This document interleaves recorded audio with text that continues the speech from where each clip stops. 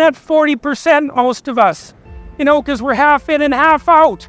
And it's not surprising because life is difficult. It's like, well, what if you were 90% in? Or 95% in? Or all in? Because you're all in anyways, right? It's a life and death game. No one gets out of this. Everyone dies. You might as well commit yourself. Well, people don't do that. They don't sit down and think, all right, you know, let's figure it out. You've got a life. It's hard, obviously. It's like 3 years from now, you can have what you need. You got to be careful about it. You can't have everything. You can have what would be good for you, but you have to figure out what it is, and then you have to aim at it. Well, my experience with people has been is if they figure out what it is that would be good for them, and then they aim at it, then they get it. And it's strange because they don't it's a strange thing. It's not quite that simple because, you know, you may formulate an idea about what would be good for you, and then you take 10 steps towards that, and you find out that your formulation was a bit off, and so you have to reformulate your goal. You know, so you're kind of going like this as you move towards the goal. But a huge part of the reason that people fail is because they don't ever set up the criteria for success. And so since success is a very narrow line and very unlikely, the probability that you're going to stumble on it randomly is 0. And so there's a proposition here, and the proposition is, if you actually want something, you can have it. Now the question then would be, well, what do you mean by actually want? And the answer is that you reorient your life in every possible way to make the probability that that will occur as certain as possible. And that's a sacrificial idea, right? It's like, you don't get everything. Obviously. But maybe you can have what you need. And maybe all you have to do to get it is ask. But the asking isn't a whim or today's wish.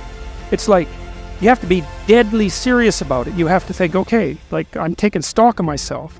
And if I was going to live properly in the world and I was going to set myself up such that being would justify itself in my estimation, and I don't mean as a harsh judge, exactly what is it that I would aim at? And often people won't specify their goals too because they don't like to specify conditions for failure. So if you keep yourself all vague and foggy, which is real easy because that's just a matter of not doing as well, then you don't know when you fail. And people might say, well, I really don't want to know when I fail because that's painful. So I'll keep myself blind about when I fail. That's fine, except you'll fail all the time then. You just won't know it until you've failed so badly that you're done.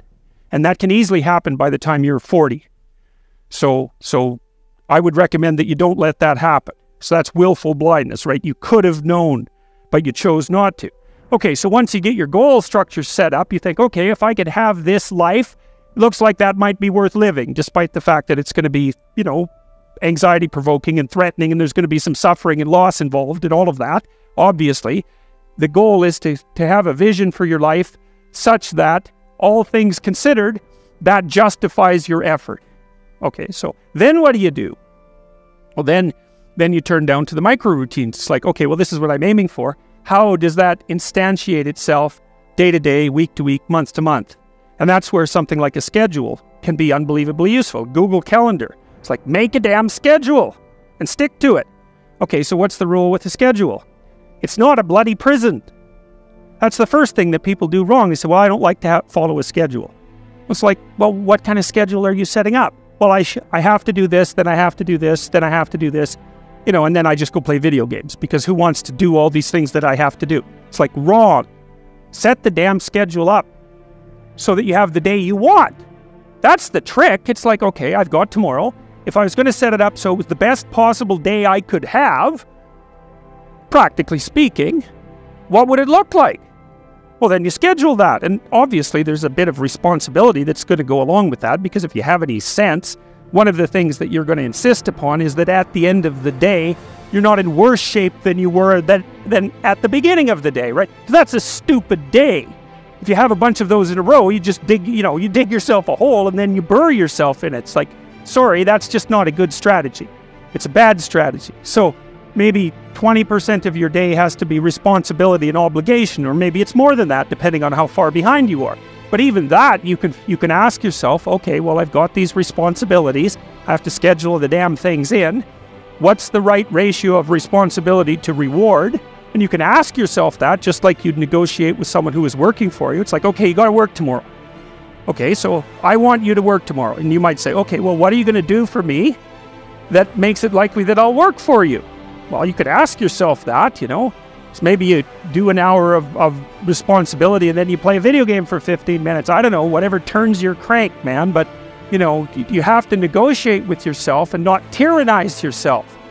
Like you're negotiating with someone that you care for, that you would like to be productive and have a good life. And that's how you make the schedule. It's like, and then you look at the day and you think, well, if I had that day, that'd be good. Great. You know, and you're useless and horrible, so you'll probably only hit it with about 70% accuracy, but that beats the hell out of 0, right? And if you hit it even with 50% accuracy, another rule is, well, aim for 51% the next week, or 50.5% for God's sake, or because you're going to hit that position where things start to loop back positively and spiral you upward. That's rule 1, right? Stand up straight with your shoulders back, is to take on the onslaught and to enter the contentious ring and to do more than your best, because your best isn't enough, because your best isn't as good as you could be. You have to push yourself past that.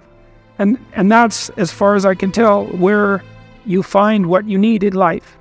You find the meaning that sustains you in life, and you find the patterns of action that redeem the world, both at the same time.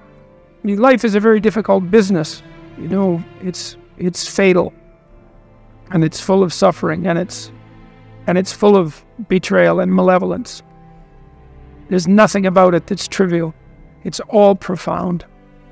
And in order to find your way through all of that capacity for hellish experience, let's say, you need to develop a relationship with something that's profound. And you have that capacity. And so, what's the decision that you make? No, you decide to believe. You know, it's a risk, an existential risk. It's an act of faith. You believe that the truth can set you free. You believe that people have an intrinsic divinity about their soul. You decide that you're going to live in that manner and that you're going to let everything about yourself that isn't worthy of that goal die. And that might be almost everything that you are. And that's a terrible thing to contemplate.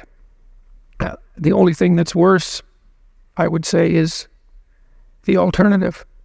Because the alternative is the sorts of hells that we manage to produce around us and that we produced with particular expertise during the totalitarian regimes of the 20th century.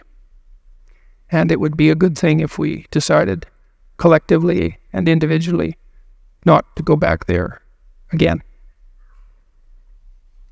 Thank you.